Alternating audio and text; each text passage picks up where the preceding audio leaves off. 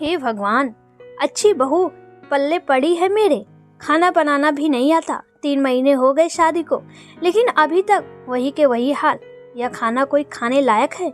आज भी मुझे भूखा ही उठना पड़ेगा। नमन के टिफिन में तो अचार ही जाएगा आज। अपने ही घर में रोटी भी ढंग की नहीं मिलती।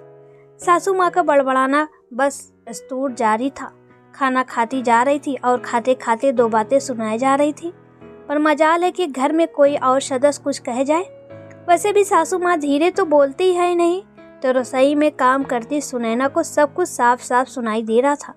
पर उसे तो नमन को भी टिफिन पैक करके देना था, इसलिए सासू माँ की बातों में ध्यान देने से अच्छा जल्दी जल्दी हाथ चलाने में लगी हुई थी। दरअसल आज सुनैना ने आलू की रसेदार सब्जी बनाई थी। घर में छाछ नहीं थी।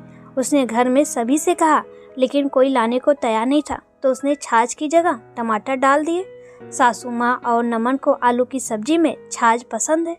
बस उसी बात को लेकर उनका बोलना जारी था। सुनैना जब भी खाने में कोई बदलाव करती या कुछ नया करती, तो घर में कोई भी आसानी से पचा नहीं पाता, यहाँ तक कि उसका पति नमन भी नहीं। इसलिए टिफिन में पराठे के साथ अचार रखा और 2 लेक्चर पति की तरफ से भी सुने। जब पता है कि कोई खाता नहीं है तो बनाती क्यों हो? अपने आप को तो बिल्कुल भी बदलने की कोशिश नहीं करती। सुनैना ने चुप रहना ही ठीक समझा। थोड़ी देर बाद अपने लिए खाना ले कमरे में चली गई और खाना खाने बैठी थी कि सासू माँ ने बाहर से ताना मारा, अपना ही पेट भरो, बाकी तो सबको भूखा मारो। सुनैना का जी तो चाहा खाना छोड़कर उठकर खड़ी हो जाए, पर अन्न का अनादर नहीं करते, यही सोचकर जैसे तैसे 2 पराठे खाए और अपने काम पर लग गई। अक्सर ही ऐसा होता था इस घर में। अगर जरा सा भी खाने में कोई बदलाव हो जाता तो सुबह से शाम तक, जब तक 10 बार सुना नहीं दिया जाता था, किसी का भी खाना हजम नहीं होता। और ऐसा नहीं है कि सिर्फ या घर में ही होता है। अगर बाहर भी खाना खाने गए हैं तो खाना वही पड़ेगा जो सब खा रहे हैं। अभी 3 दिन पहले सासू माँ, नमन और सुनैना का एक साथ मार्केट जाना हुआ। आते समय रास्ते में चाट पकौड़ी खाने की इच्छा हुई, तो सासू माँ और नमन ने अपने लिए छोले टिकिए ऑर्डर किए, जबकि सुनैना को डोसा सांभर खाने की इच्छा हुई, लेकिन नमन छोले टिकिए ही लेकर आया।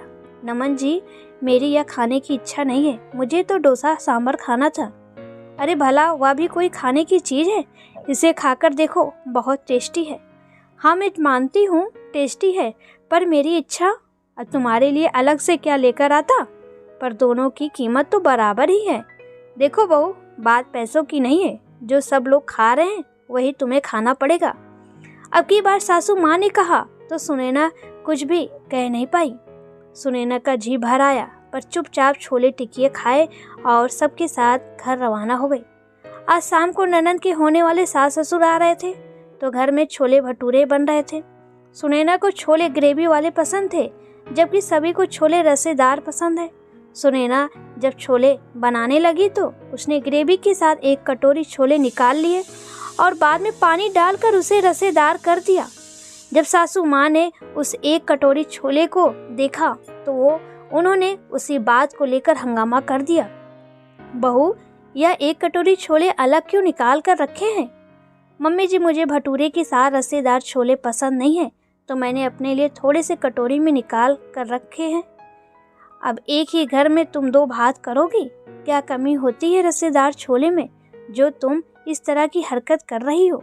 हम सबको तो इसी तरह के छोले पसंद है। कल को नई बहू आएगी तो तुम उसे भी यही सब सिखाओगी। मम्मी जी, मैंने ऐसा क्या गलत कर दिया जो आप इस तरह की बातें कर रही हो? मुझे जवाब देती हो तुम? नमन, अभी के अभी किचन में आओ, मुझे तुमसे बात करनी है। माँ की तेज आवाज़ सुनकर नमन रसोई में आ गया। उसके साथ साथ घर के दूसरे सदस्य भी आ गए। सासू माँ ने छोले की कटोरी नमन की तरफ करते हुए कहा, देखो तुम्हारी पत्नी को अपने लिए अलग से छोले निकाल कर रखे हैं। इसने पता नहीं और क्या क्या हरकतें करती होगी हमारे घर में। नमन ने गुस्से से सुनैना की तरफ देखा। सुनैना, क्या है यह सब? तुम इस तरह की हरकतें क्यों कर रही हो? नमन जी, मुझे रसेदार छोले नहीं भाते, इसलिए मैंने अपने लिए सिर्फ 1 कटोरी छोले निकाल कर अलग रखे। तो जो सबके लिए बनता तुम वह नहीं खा सकती क्या? थोड़ा तो बदलाव करो अपने में। अपने पति की बात सुनकर सुनैना की आंखों में आंसू आ गए। बदलते बदलते इतना बदल गई कि कहाँ खो गई पता ही नहीं चला। आप सब लोग एक दिन भी अपने खाने के स्वाद में बदलाव नहीं कर पाते तो सोचो, बचपन से लेकर अब तक मैंने जो स्वाद मेरे मुंह पर रखा उसको कैसे बदल लूं। आप लोगों का खान पान हमारे घर के खान पान से बहुत अलग है, पर फिर भी मैं कोशिश करती हूँ कि मैं इस घर के हिसाब से अपने आप को एडजस्ट करूँ। पर नहीं, एडजस्ट तो सिर्फ बहू को करना है, घर के लोगों को नहीं। जो आप लोग चाहो वही मैं खाऊं। यह क्या बात हुई? मैंने कौन सा अलग से खर्चा करके कुछ और बनाया है? जो बन रहा था उसी में से कटोरी निकालकर अलग रखा था। 100 दिन मैं अगर एक दिन मैंने मेरी मर्जी का खा लिया तो क्या फर्क पड़ गया? हमेशा तो आप लोगों की मर्जी के अनुसार ही खाती हूँ।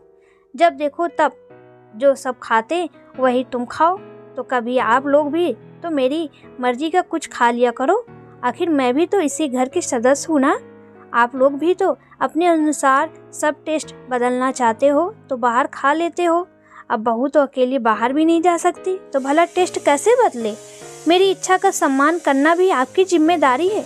जब मैं आपके अनुसार खा सकती हूँ तो क्या आप कभी मेरे अनुसार नहीं खा सकते?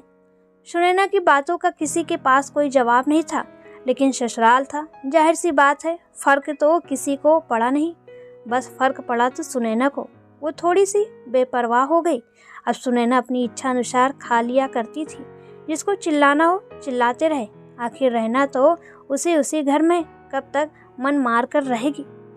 शुरू में तो हंगामा हुआ, लेकिन जब देखा कि सुनैना पर कोई असर नहीं हो रहा है तो धीरे धीरे सब अपने आप ही चुप हो गए। दोस्तों, आपको ये कहानी कैसी लगी प्लीज़ कमेंट में ज़रूर बताएं।